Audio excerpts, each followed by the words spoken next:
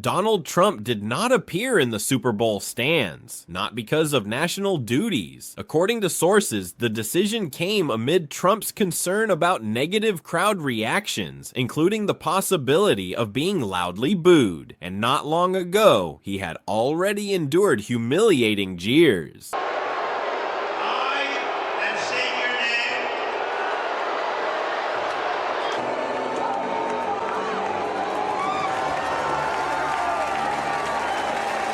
A politician who once thrived on crowds, who once bragged about fervent support, now avoids those very crowds. Trump did not show up at the Super Bowl. He watched the game at Mar-a-Lago, the private resort he uses as a kind of parallel White House. Security arrangements, Secret Service movements, and perimeter lockdowns around Mar-a-Lago, all paid for by taxpayers. A president who campaigned on America First now spends public money to serve a personal football watch party.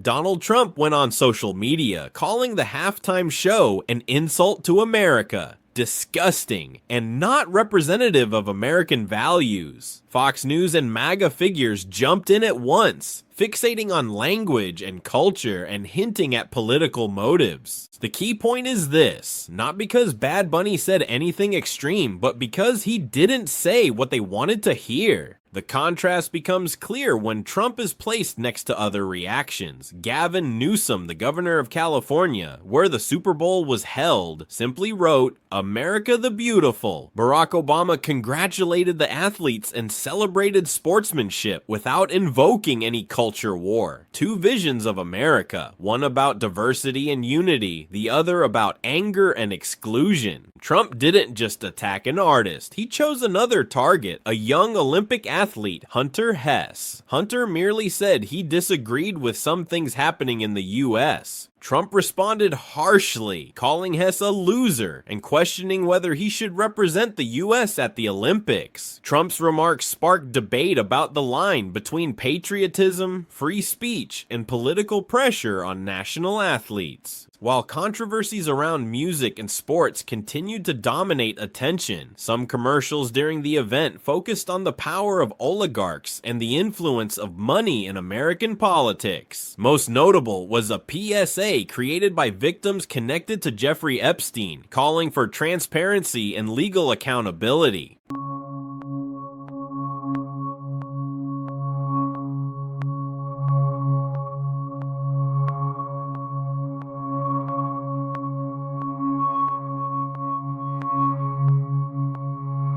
Trump appears thousands of times in documents related to Epstein, social relationships, parties, familiar locations. Among them, Mar-a-Lago, the very place Trump chose to hide during the Super Bowl, is frequently mentioned when discussing Epstein's social network. Instead of demanding clarity, they chose to attack artists. Instead of seeking justice for victims, they fueled a culture war. Instead of facing hard questions, they looked for easy enemies. And at the center of that avoidance is Ghislaine Maxwell. Maxwell has refused to testify publicly. No cameras, no public spotlight, and no political pressure strong enough to force her to answer. Meanwhile, people who have not been convicted, including former high-level officials, have said they are willing to testify openly and transparently before the public. Yet the Republican Party opposes that scenario. A convicted child trafficker. Yet when Congress raised the key questions about accomplices, about powerful figures, about links to Trump, Maxwell invoked the Fifth Amendment on every question. She refused to testify publicly, and more notably, she received unusually lenient treatment. Meanwhile, other figures, including former President Clinton, have said they are willing to testify openly and transparently, but the Republican Party does not want that. They want closed-door hearings, controlled information, and to turn the Epstein Files into a political weapon rather than a moral inquiry. Put all these pieces together and a clear picture emerges. A movement that is getting louder, yet losing control of its message. A former president who fears being booed more than facing the public. An administration that lashes out at music, but stays silent when confronted with far more serious questions. So the question is, why?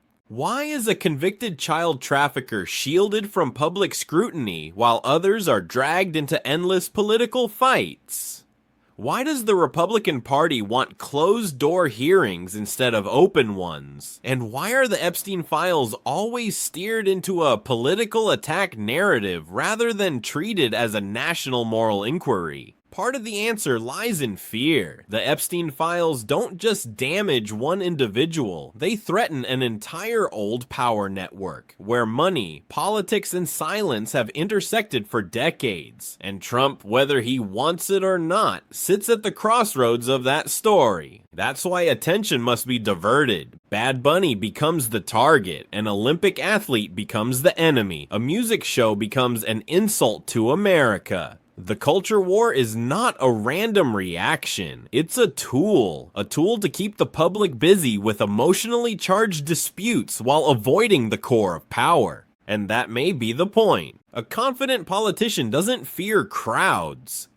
A confident administration doesn't fear artists. A solid movement doesn't need to turn every song into a battlefield. Trump avoiding the Super Bowl wasn't just about dodging boos. It was a sign of a deeper anxiety, the fear that the story is slipping out of control. Because the Super Bowl will pass. The performance will end, but the Epstein Files won't. Questions about accomplices, backroom deals, and systemic silence will keep returning. And every time Trump chooses distraction, those questions only grow louder. Meanwhile, the image of the Trump-Vance administration continues to fracture on the international stage. J.D. Vance being booed in Milan was not an isolated incident. It reflects how the world increasingly views the US under Trump. Unpredictable, aggressively waging culture wars, yet avoiding moral responsibility. America today isn't just arguing about music or sports. America is facing a choice. Keep sinking into culture wars, or force the most powerful people to answer the hardest questions. Trump is no longer setting the media tempo. He no longer gets to choose a safe stage, no longer appears confidently in front of crowds. Avoiding the Super Bowl wasn't just a personal decision, it was a clear political signal. A politician who once built power on spectacle and direct confrontation is now steering clear of the largest public event in America. That speaks louder than any speech ever could. From the Super Bowl to Milan to clashes with Olympic athletes, a behavioral pattern is becoming obvious. Trump doesn't show up. Trump reacts late. Trump attacks individuals. And then comes the pivot to the culture war.